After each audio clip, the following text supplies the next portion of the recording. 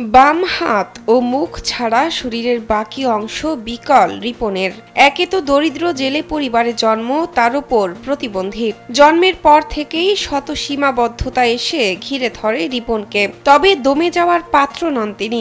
শারীরিক সীমাবদ্ধতা নিয়েই 2024 সালে এসএসসি পাশ করেন। বর্তমানে পড়ালেখা করছেন কলেজে। প্রতিদিন হুইল চেয়ার নিয়ে অটোতে করে 5 কিলোমিটার দূরের কলেজে পড়তে যাচ্ছেন রিপন।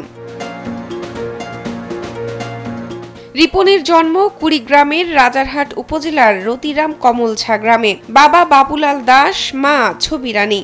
রিপনের পরিবার ভূমিহীন। নিজ উদ্যোগে স্থানীয় রাজারহাট কম্পিউটার সেন্টারে গত 2 বছর আগে কম্পিউটার শিক্ষা নিয়ে নিজের দক্ষতা বৃদ্ধি করেছেন রিপন।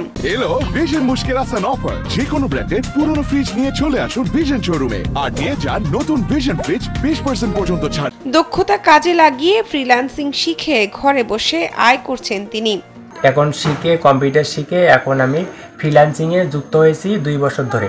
2 বছর ধরে আমি ফ্রিল্যান্সিংয়ে মোটামুটি কার্যক্রম কাজ করতেছি এবং মোটামুটি একটা ইনকাম জেনারেট করতে পারতেছি।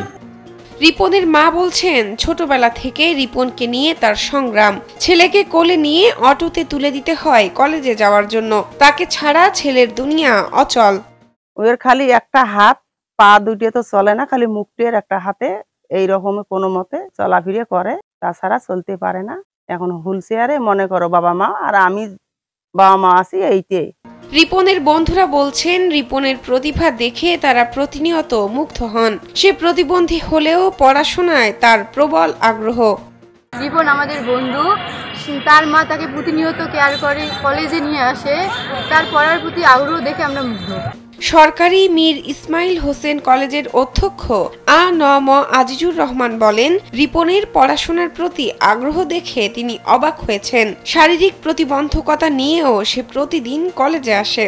রিপন নামের একটি ছেলে প্রতিবন্ধী, সে অক্ষম, শুধু মুখ চলে, বাম হাত দিয়ে সে লেখাপড়া। তার আগ্রহ পড়ালেখার প্রতি এত অসীম যে আমি নিজেই আশ্চর্য হই। রিপনের চাওয়া ফ্রিল্যান্সিং পেশার মাধ্যমে স্বাবলম্বী হওয়া।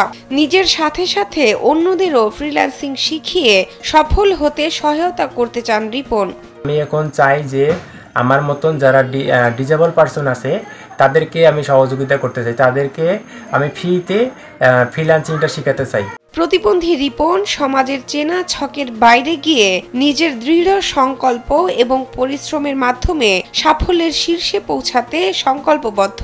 তার বন্ধু প্রতিবেশীরা বলছেন, রিপনের এই গল্প মনে করিয়ে দেয়, ইচ্ছা থাকলে কোনো বাধাই মানুষকে আটকে রাখতে পারে না। শাহনাজ পারভিন, কালবেলা।